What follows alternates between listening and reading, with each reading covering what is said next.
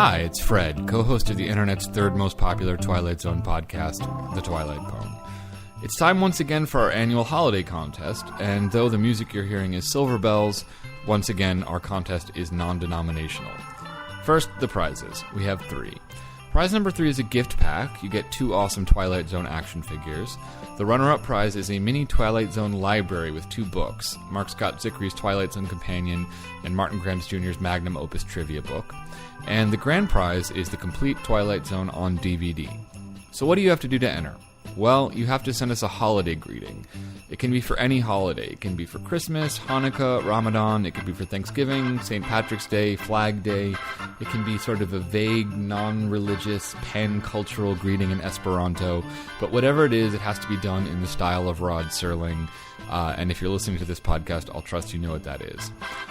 You can send us a written entry, but I give you fair warning, it is definitely more fun for us to hear your Serling impressions. So if you can possibly make a recording of yourself doing the greeting using your phone or your computer, that is preferred. Whatever you can manage, send it to our email at twilightpwn@gmail.com. That's twilightpwn@gmail.com. And send us the entry by December 24th.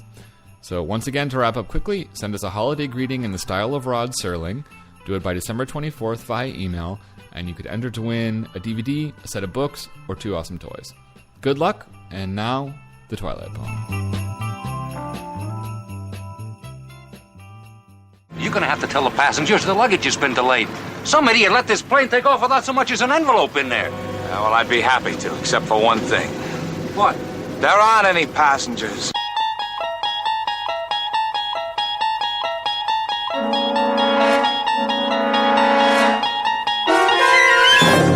Hello, and welcome to the Twilight Pwn, a podcast that discusses each and every episode of the Twilight Zone. My name is John. I'm joined by my co-host Fred. Hello. Fred, how are you doing this week? I'm pretty good. I saw a movie that had a real high volume of Twilight Zone regulars. There was Hitler? No, I think we'll probably at some point see Hitler. But it's going to be a bonus episode. Sure. Yeah, exactly. But we've actually discussed it on the podcast. It's that movie, The Anatomy of a Murder. Yeah, great movie. Oh, you've seen it? Okay. So yeah. That's where that cliche about, like, no, Your Honor, I'm just a simple country lawyer comes from. Or at least Jimmy Stewart says it, and I think that's the origin point. But it's got Mr. Death from One for the Angels. Mm-hmm. It's got Mr. Beavis. He plays a sort of Beavis-like psychology expert. And it's also got one of the drugstore yokels from Hocus Pocus and Frisbee. Oh, he really? briefly takes the stand wearing almost an identical outfit to the one he looks like a weird, like, hick James Joyce. It's really funny. Right. I'm just old Atticus Frisbee. Yeah. It's also funny because that movie has, like, Jimmy Stewart says the word panties like 20 times. Yeah. Do you remember that? Yeah, there's an MST reference to that, and when they do the, like, fake trial for Mike, the ape Bobo is like, well, you're going to hear the word panties a lot. Panties. Yeah, it's a little reference. Merry Christmas, you old pair of panties. Sorry. I don't know if you went down to the trivia, but, like, it's kind of hilarious. That was shocking at the time. Oh, I mean, the movie came out in like 60 or 61, and that was very scandalous to have. It was scandalous to me just to hear Jimmy Stewart say panties. My mom was in town briefly, and I was like, let's pick a nice 1950s, noir movie. I'm sure it's going to be fun. And it's just like wall-to-wall Jimmy Stewart saying panties. It was extremely awkward. Anyway, cool. So hopefully this week's episode will have similar titillation value. What is it? This week we'll be discussing The Arrival, a 3rd season episode, the 67th of the production run. It aired originally on September 22nd, 1961. This object, should any of you have lived underground for the better parts of your lives and never had occasion to look toward the sky, is an airplane. Its official designation a DC-3. We offer this rather obvious comment because this particular airplane, the one you're looking at, is a freak. Now, most airplanes take off and land as per schedule. On rare occasions, they crash. But all airplanes can be counted on doing one or the other. Now, yesterday morning, this particular airplane ceased to be just a commercial carrier. As of its arrival, it became an enigma. A 7-ton puzzle made out of aluminum, steel, wire, and a few thousand other component parts, none of which add up to the right thing. In just a moment, we're going to show you the tail end of its history. We're going to give you 90% of the jigsaw pieces, and you and Mr. Sheckley here of the Federal Aviation Agency will assume the problem of putting them together, along with finding the missing pieces. This we offer as an evening's hobby, a little extracurricular diversion, which is really the national pastime in the Twilight Zone. The little music cue had been building and building. It was just waiting to hit us. I know. I was kind of hoping it would just continue up until, like, only dogs can hear that string cue. So we like to do our own Serling-style intros. John, given your anarchist take on who goes first, I'm gonna toss it to you. Okay. This object, which I would like to condescend to you about, is known in air jockey jargon as an aeroplane. Its official designation is a DC-3, Miss DC-3 if you're nasty. In circus parlance, this plane is what's known as a sideshow oddity, a freak, a veritable bearded woman of the sky. But instead of a woman, it is a plane, and instead of a beard, it is adorned in a mystery. You see, this freakoplane has just barrel-rolled from its normal cruising altitude of crazy 1,000 feet to do battle with Sheckley, a man whose past perfection in picking apart puzzles will be put to the ultimate test. So please return your TV dinner trays to their upright and locked position. Tonight's tale of flummoxed flight inspectors and amazing aeroplanes will be landing shortly in the Twilight Zone. That was good. Yeah, I kind of lost the Serling at some point, just trying to get through all the words. Yeah, I don't understood. I do like how you called out to Serling calling the plane a freak. That reminded me of that Simpsons character, Leon or whatever, that goes, like, all right, you little freaks. It was a little harsh to the plane. I know. All right, here's mine.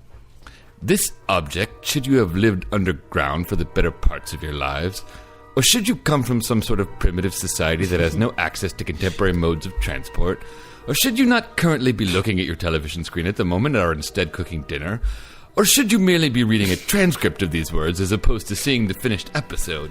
Or should you be blind? Or should you have some sort of neurological disorder that does not prevent you from seeing, but instead prevents you from recognizing basic shapes, is an airplane? So this episode, should you be an idiot who needs things spelled out for you, is going to be about some spooky stuff that happens involving an airplane in the Twilight Zone. Nice. So we like to watch these episodes a whole bunch of different ways. If you want to avoid spoilers, check it out on Netflix, Hulu. I think it's on YouTube, but of course, number one way to do it is the DVDs and Blu-rays, which are available from a local Amazon website near you.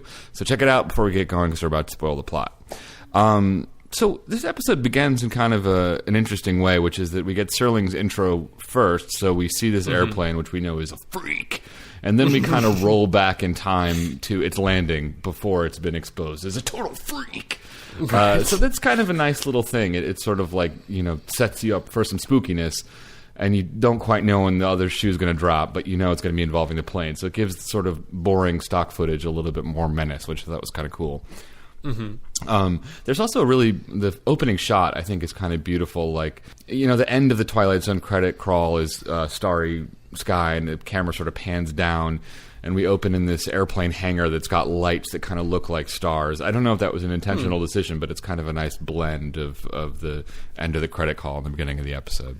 Just kind of a neat little thing. Yeah, that's an interesting point. I think something I found kind of interesting is just it appears that this episode would have had to be shot significantly on location. Just the hangar, too, doesn't seem like that's something you could build a set of, or maybe they used matte painting. I don't know. It seemed like they were actually in the location, which I thought was kind of cool. Well, if you'll excuse me, I can look at my Martin Grahams Jr. book, open to page... Oh, it's on page 420. Nice. Yeah. It gives you a little clue about the mind state that me and John usually record these episodes in. Or you can easily confirm they're on location, because when they actually get inside the DC-3 as well, they go handheld, and the shots are extraordinarily constricted, whereas normally... Yeah, you're in a plane and you see a person, like, you got a team skating by, and there's just, like, plenty of room for everyone to maneuver. Yeah, it's at the Santa Monica airport, so yeah, it is on location. Yeah, that's pretty cool. I don't know, it grounds a strange story in a little bit more reality. Yeah, exactly, totally. So the airplane lands, and as John mentioned we do see the interior of it quickly because the ground crew is knocking on the door waiting for people to come out and, deplane. Right, deplane. And they're waiting Which to is get the technical term, even though it seems like I'm being stupid. Yeah. And waiting to get their luggage and kick it down the tarmac. Right.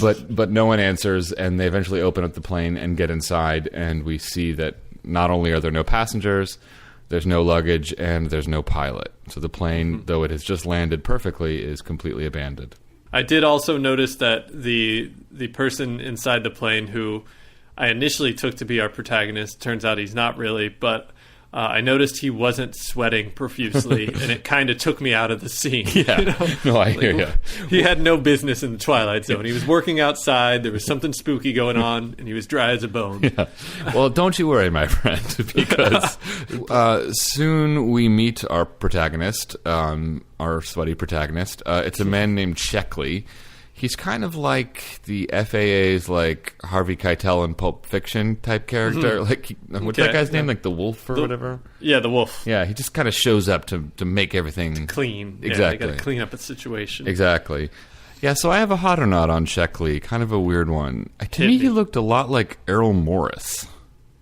Oh, I don't know what Errol Morris looks like. Oh, okay. I mean, I know who Errol Morris is, but I don't know. He looks like who Errol Morris is. He looks like the idea of Errol Morris. Maybe, yeah. A little bit? Okay. Yeah, kind of. I thought, frankly, I just had the note that both Sheckley and who's kind of the, not the PR guy, the other guy, the guy who runs the field. Yeah. They're we got a couple of really meaty 50s faces. Like, these are big, beefy, kind of Burt Lancaster style faces, but without all the handsomeness. Yeah, nice like 50s gray, black and white meat. Gray, meaty faces paraded across the screen. Exactly. Anyway, he's there to, solve this, bizarre conundrum of a plane landing safely with no passengers, no pilot. Did you notice how he's like awfully effing smug about his prowess with investigating mysterious airplane disasters? Like, it's just an enjoyably specific thing to be cocky about, I think that might be encompassed in this clip. If it's not, then forgive me, but let me see. This is Paul Malloy, our public relations man. Public relations, huh? How much public and what kind of relations are you poor guys going to have after this one? I got 22 years in this saddle, and I've never been licked yet. Oh, some of them take a long time. A couple of tons of metal spread over 50 square miles of countryside, or sometimes all it is a misplaced air scoop, or maybe a loose bolt in the elevator hinge, or once in a blue moon, a pilot with a psychosis. But it's always something, and that something always shows up. Yeah, it reads a little silly the first time around. I mean, by the time you've seen the episode, if you watch it twice, it's kind of laying groundwork, I guess. But it is a little bit overt. Yeah. It's kind of, just knowing that he's kind of dancing on graves. Like, he's kind of gloating, like, I really nailed that one where the 200 passengers died. Yeah. It was the air scoop. My proudest moment. Anyway, there's no clear explanation, air scoops aside, and we get this sort of necessary, there's got to be some kind of explanation. And then we... I've got a clip of that. There has to be an explanation.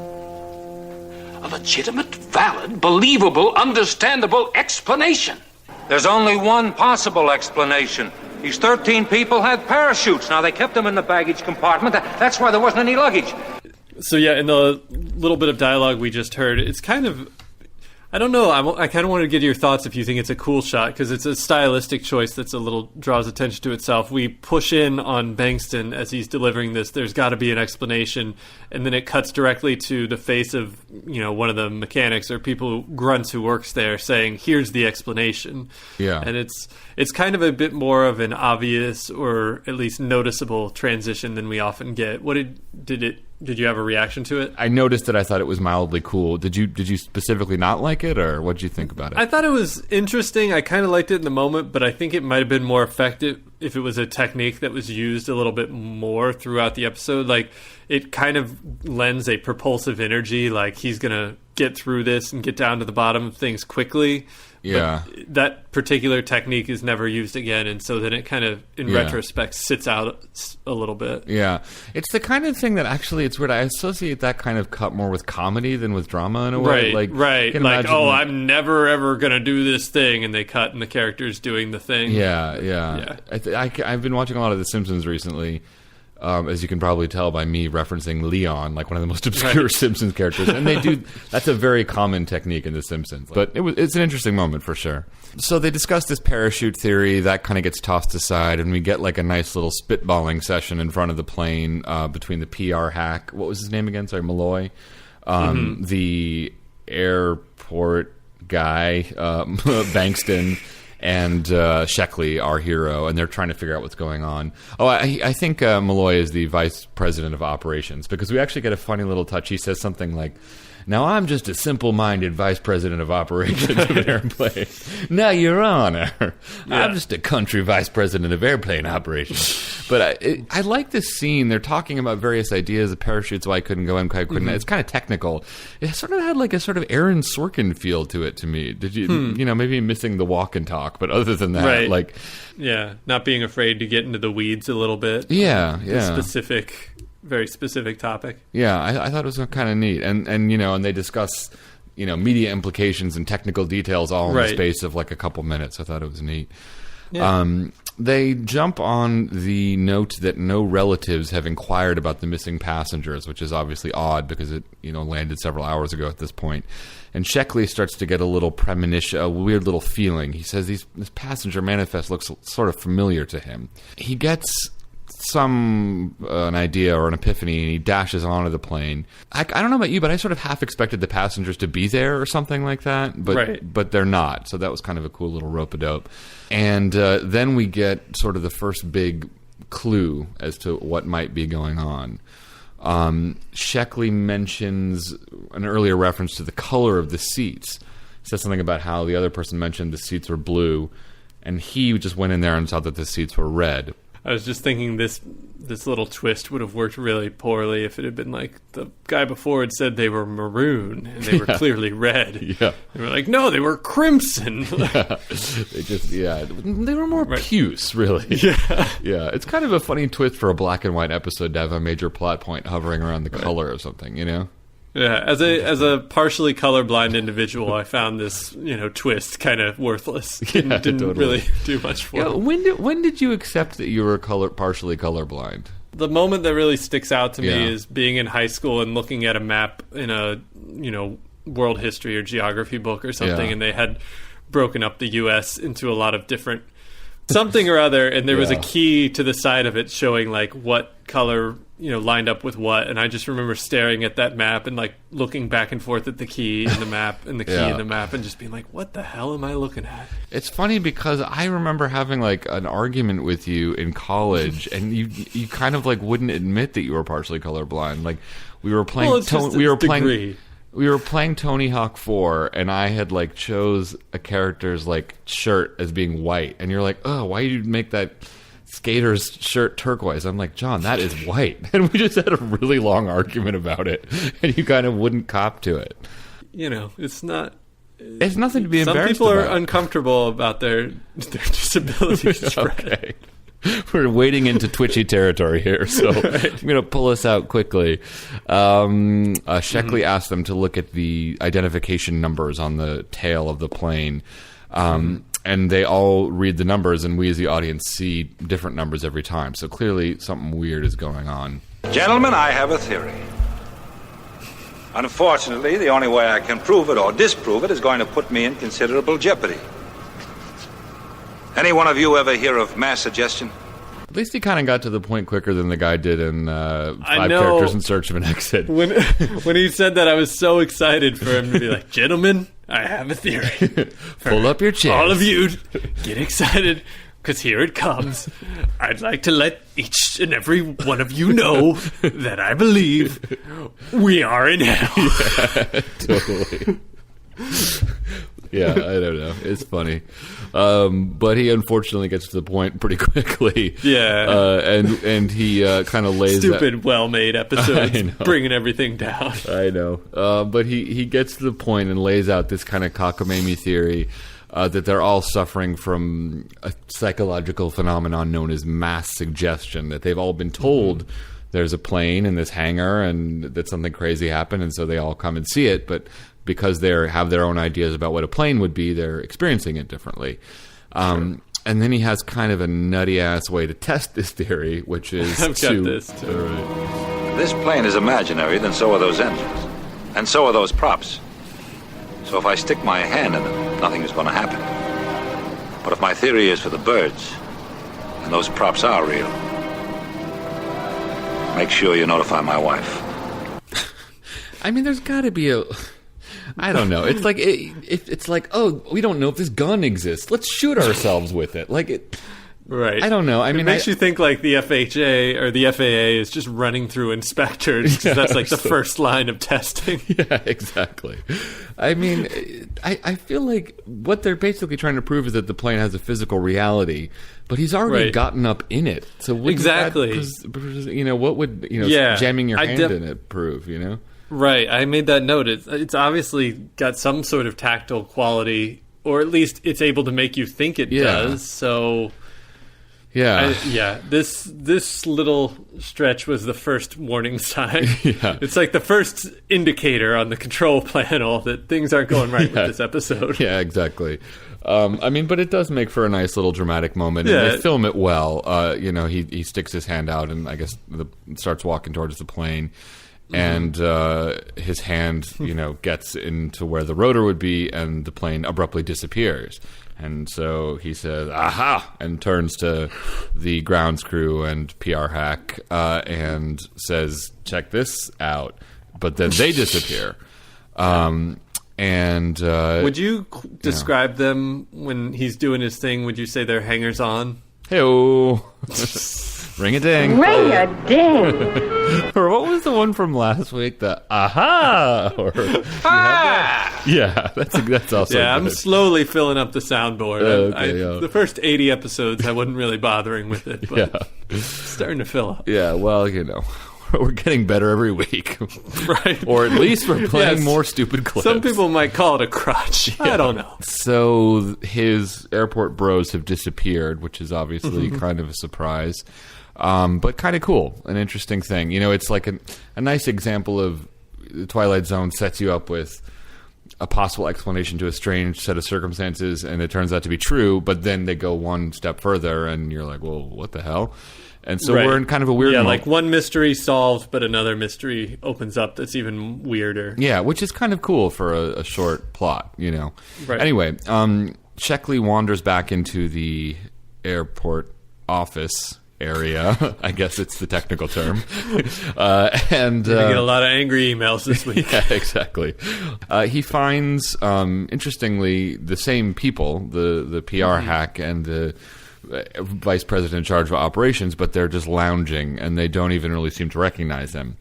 And the PR flack is actually lounging on a couch reading a paper. I assume you did the freeze frame and zoomed in. Of course. There's no building codes. However, did you notice how there was something about fire crews doing something? I didn't notice that. I did seem to notice there were a number of articles regarding taxes of some sort, but nothing about this new petition. Full-paid taxes record broken, which makes me think that the petition failed and the new tax went through. Exactly. Yeah. Exactly. The reason why the paper is important is because Sheckley is, telling these guys like, "Hey, the mystery of the missing airplane is solved," but they don't seem to know what he's talking about. And then we see the headline of the newspaper, which earlier we had seen was all about the missing airplane, but this time is just it's kind of funny because probably it would have been enough if it was just an innocuous story about something else, but they felt the need to indicate that, like, indeed, this plane had landed. So they came up with the story of, like, a Hollywood starlet has, arrived in our fair city. I think the headline is something like, I don't know, Starlet's plane lands or something like that. It's like when Obama comes to visit New York, it's not like Obama's plane successfully, But I mean, that's even a president, like if a pope came, maybe, but maybe, just imagine if every time that like Ashton Kutcher lands, they got to put that's front page. So in this next scene, Sheckley is really starting to sweat. So we know for sure he's the hero of the story. I kind of wonder, how do they make people sweat? Like, just technically speaking, did they just put water on them, or was it just hot in the studio, or? It might have been water. I suspect they might have used a different liquid that like wouldn't evaporate thing. so quickly. Yeah, something that's a little more oily, so that they don't have to constantly reapply. But he's drowning in baby oil or whatever it is, or canola, and it's kind of a good performance because he's been so cocky up until this point, and then he starts to break down. The confidence breaks down. And we get a little conversation between Bankston and Sheckley. And Bankston kind of vaguely recognizes Sheckley, and they're talking about a different Flight 107. You never missed a Flight 107? That's right. That's right. You were the examiner on that one. On what one? We lost just one flight in some 20-odd years. Just one. Flight 107? Flight 107. But Mr. Sheckley, that was some 17 or 18 years ago. Flight 107 out of Buffalo. Flight 107 out of Buffalo. But like I said, that was 17, 18 years ago. 17, 18. Well, what happened to her? Lost in the fog. Never found. We figured she must have gone off course, went out over the ocean, went down there. You never found her? Never found her. Mr. Sheckley here investigated. He investigated? But that was one case you were never able to button up. Never able to button up? Yeah. There's definitely a lot Starts to sound like I screwed with that clip. I know, yeah. It's definitely a lot of Serling repetition. But, that explains it nicely. So I think, at this point we have the clear explanation. Most of this has been taking place inside Sheckley's head. And at this point he gets kind of disoriented and gets kind of Operation Sandust about it. And he can't accept it. And he sort of goes staggering out of the office in a daze. And then apparently they're just going to let him wander around the airport under a clear delusion. And he kind of gets lost out in the German expressionist tarmac. And eventually he kind of falls to his knees, kind of mumbling stuff about the case. And we get Serling's outro. Picture of a man with an Achilles heel. A mystery that landed in his life and then turned into a heavy weight, dragged across the years to ultimately take the form of an illusion. Now that's the clinical answer that they put on the tag as they take him away. But if you choose to think that the explanation has to do with an airborne Flying Dutchman, a ghost ship in a fog-enshrouded night on a flight that never ends, then you're doing your business in an old stand in the Twilight Zone.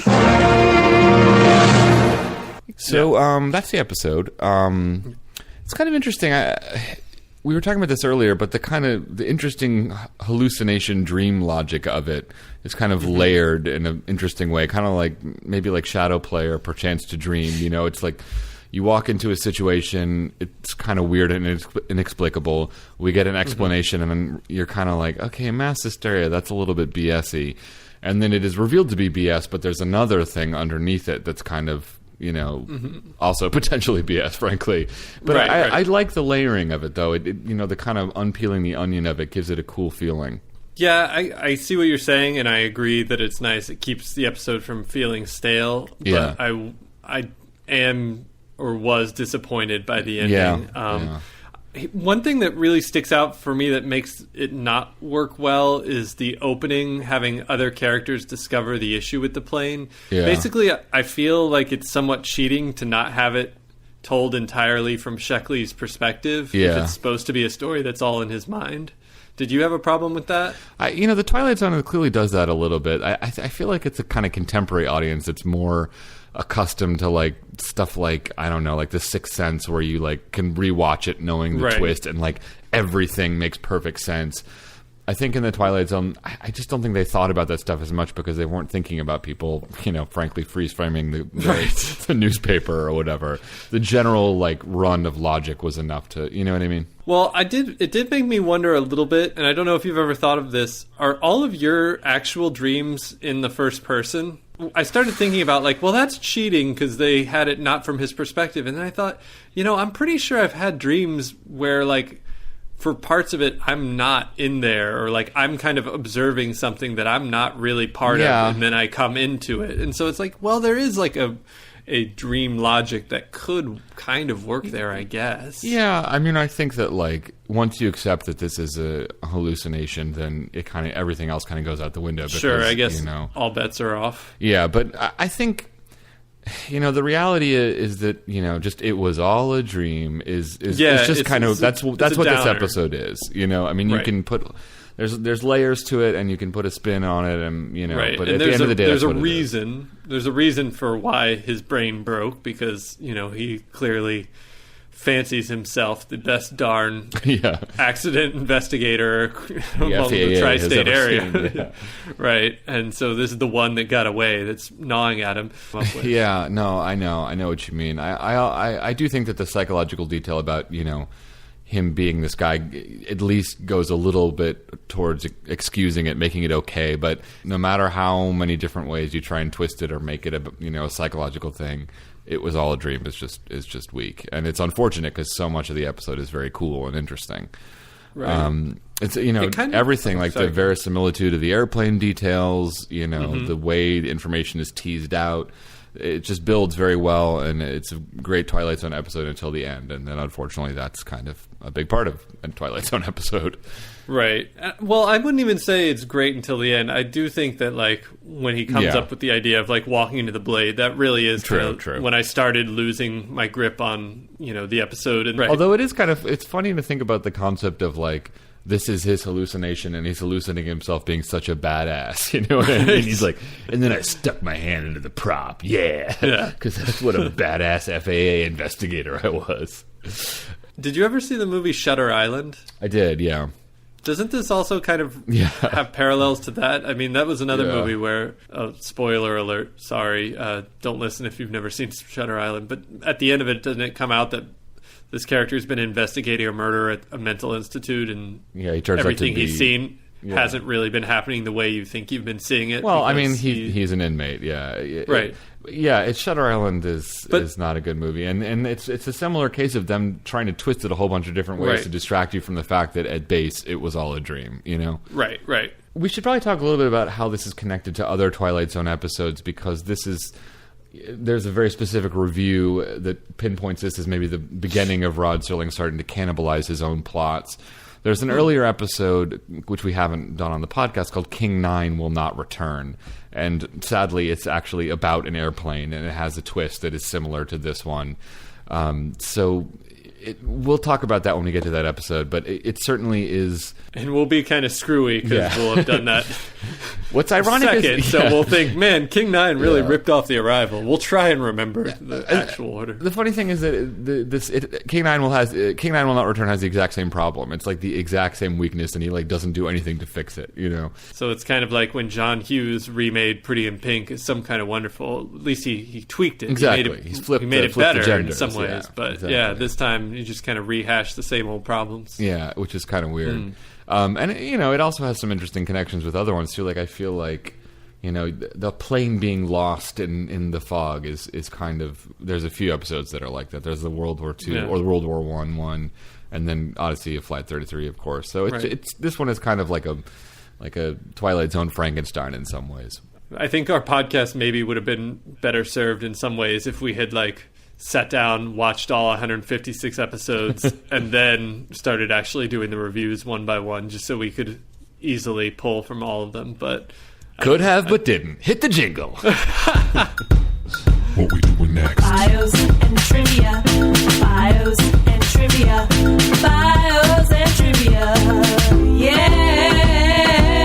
Scott, Zickery, Mark Grams Jr., Zickery and Grams, and IMDb.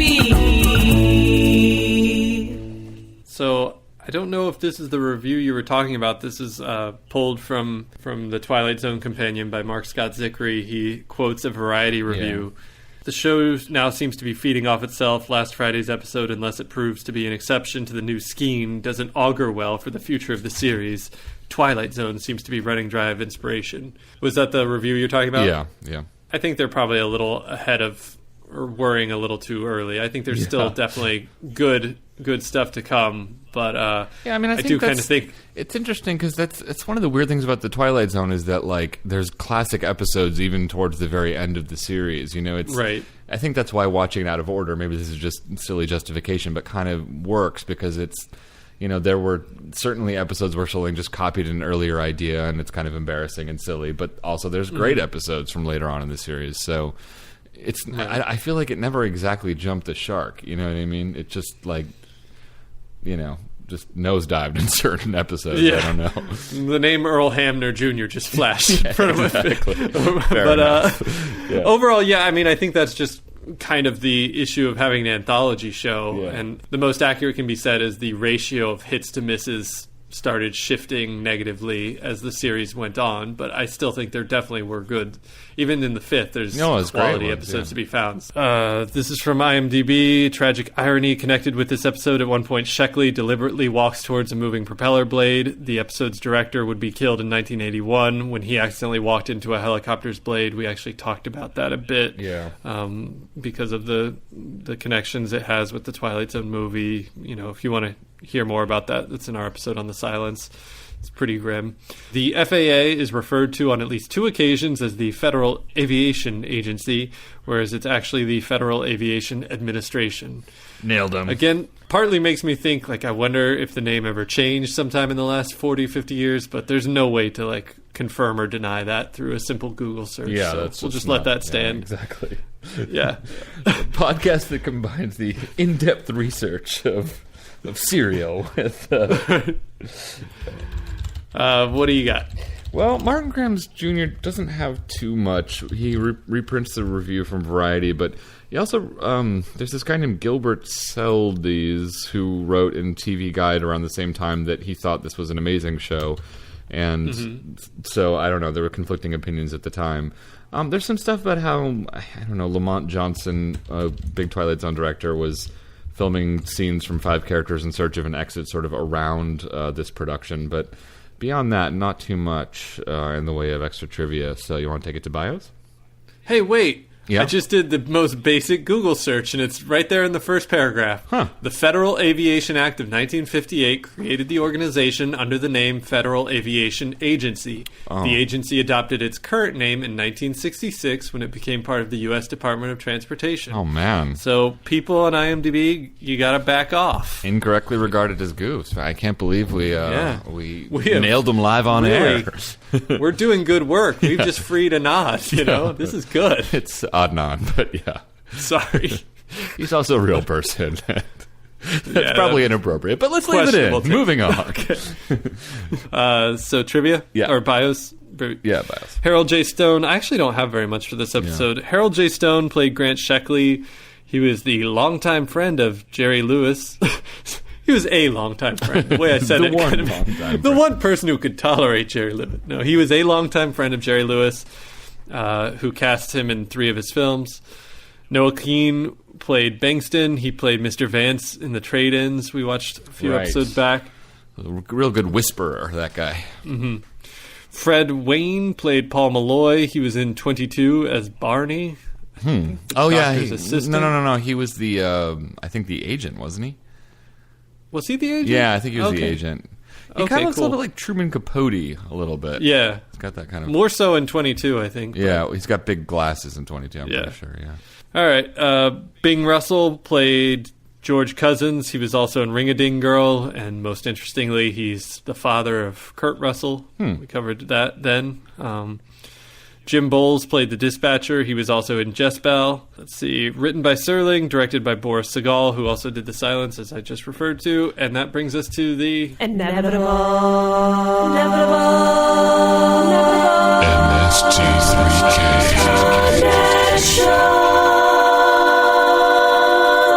So we like to find connections between Mystery Science Theater and the Twilight Zone. What do we got this week, John? This week, Robert Carnes played the character Robbins. Oh, Robbins. Who was one of the people being investigated, I'm sure. Right? Yeah. Classic Robbins. He was also in the first season Mystery Science Theater episode Project Moonbase. Cool. So that's our connect. Nice and tight. What about the IMDb rating for this episode? IMDb gives this episode a 7.3. I would say that's kind of middle low. Yeah, well, I mean, basically, if it's 6 point anything, it's low. 7 point anything is middle, and 8 point anything is high. So it's kind of on the lower side of the middle. I'm a little bit torn because I really do like this episode just viscerally. I think it moves really nicely. The performances are pretty good, and I think that like the concept and the setup is among the better Twilight Zone setups. Just the airplane landing with nobody in it. It's very compelling, but it just doesn't deliver on the promise. So it's hard to rate it too highly. I sort of feel like I'm in the 7 zone. How do you feel? I did have a question. I wondered if Graham's covered this at all. Yeah. Did Serling's brother contribute at all to this script? Because I remember when we did Odyssey of Flight 33, that was something that was hammered home a lot. That Serling's brother, who worked in the aviation reporting industry, helped. Yeah, we should clarify too. Goose up the dialogue. I think in our Odyssey of Flight 33, one of us, I'm not going to say who it was, said that his brother was a pilot. Because I think one of us maybe still believes that in his heart. Yeah, so. fair enough. But I do not think he's a pilot. Maybe we won't play the boner clip because listen. It's hard to prove a negative. If you fly a plane once, are you a pilot? I don't know if he piloted for pay. I don't know if he piloted all the time. But I find it hard to believe that he never flew a plane. He wasn't like those greedy sellout pilots who only piloted for pay. Right. Did it for the love, Fred. Yeah, the love of the skies. And the written word of Federal Aviation Agency reporting. Yeah, exactly. Well, he knew a lot about planes. And it isn't specifically mentioned. I mean, I think it stands to reason. There is some airline terminology for sure in this episode, so it strikes me as totally plausible. But I'm guessing that Graham's, ever a stickler for accuracy, couldn't find anything specifically linking. Okay. It seems just kind of funny since like multiple sources really went out of their way to hammer it home for Odyssey, but I didn't see anything mentioning it here, even though there's a fair amount of jargon. Yeah, well, they probably just couldn't find documentation for it, so it wasn't admissible at trial. Right. So, exactly. So okay, go on. Sorry, go on. I don't know. I think the ending hurts it more in my book. I think there's that it's pretty damning to. I almost feel like if it weren't as good a setup, then I wouldn't be as hurt from a bad ending. Yes, but I think the fact that it aims to deliver something so cool and so gripping, and then it's just like, oh. No, I know what you mean. I feel that way about like a lot of, I don't know, like I felt that way about Inception. Like it was like it could potentially be the coolest thing ever, but just kind of falls apart in weird, level 7 of the dream, and you're just like, what? And why does it look like a James Bond movie? It could be a dream world. It could be absolutely anything. Yeah, well, maybe that's another podcast, but for sure... Inception, yeah. But yeah, for sure, like something about such a great opening makes a bad ending all the more bitter. What do you think numerically? So the acting's good, story is good till about midway through. Directing is solid all the way through, I'd say. I can't go below 5, but I think the ending just really hurts it. I'm thinking like a 5+. Okay. I mean, it's funny too. I've seen this episode maybe 3 or 4 times. It's one that I've seen more than others, and I always enjoy watching it. Yeah, maybe that could give it a bit of a bump. Well, I think it's just like once you accept the disappointment of the ending, you can just enjoy the mechanics of it. Sure. So I'm going to say 7+. So that I think gives us our widest discrepancy in it's rare ever. I know, 2 whole points. Yeah, I'm going to seethe about this all week. For sure. That wraps it up for The Arrival, which was a request, I believe, from somebody. Aaron on Tumblr. Thank you very much. Thanks, Aaron. And next week, we're going to do kind of a weird outlier Twilight Zone episode called An Occurrence at Owl Creek Bridge, or The Occurrence at Owl Creek Bridge. An Occurrence at Owl Creek Bridge. Thank you, John. Which was also a request. By Joe on Facebook and Dee Dee Hoffman on Tumblr. Yeah. We might have gotten one other person. Sorry if we left anyone else out. Yeah, but it's kind of a weird episode. So if you're sort of following along with us, don't be surprised if you're like, "Wait a minute, is this really what I'm supposed to be watching?" Because it was filmed. But it doesn't matter. We'll get to it next week. It's unusual. Yeah. Until then, get in touch with us. Write us emails, tweet at us, and John will provide you with the necessary deets. You can send us an email at twilightpwnpwn@gmail.com. You can get in touch with us on Twitter at twilightpwn. You can check out our website, twilightpwn.tumblr.com, where we put up pictures and things we find or create related to the episodes we talk about. And you could listen to us on Stitcher or TuneIn Radio, or you could subscribe to us in iTunes. And if you're there, if you would like to leave us a review, we would really appreciate it. Yes, we would appreciate that. So for the outro, I think we should have like a little pod within the pod and get your thoughts on Serial on tape, because we were talking about it before the episode. Oh, okay.